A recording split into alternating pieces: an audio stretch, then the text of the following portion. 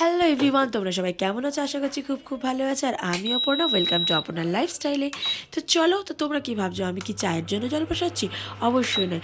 আজকে কিন্তু আমি গোপুসোনাকে এই গরম জল দিয়ে স্নান করাবো, কারণ পাম্পের জলটা কিন্তু খুবই ঠান্ডা। আর এইদিকে দেখো আমার চোখের অবস্থা, কী যে ঠান্ডা লেগেছে কিছুই বুঝতে পারছি না।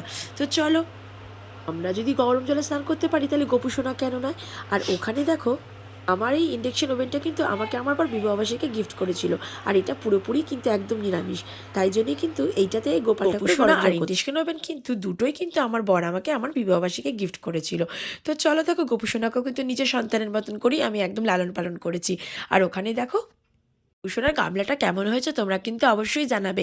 এই গামলাটা গোপুসোনার স্নানের জন্য। এই দেখো, আমার গোপুসোনা কিন্তু স্নানের জন্য একদম রেডি। তো চলো, স্নান হয়ে গেছে, এবার তো একটু খাওয়া দাওয়া করতে হবে, তাই তো? তো দেখো, এখানে দিয়ে দিয়েছি গরম গরম দুধ, আর এখানে দিয়ে দিয়েছি কাঁচা গোল।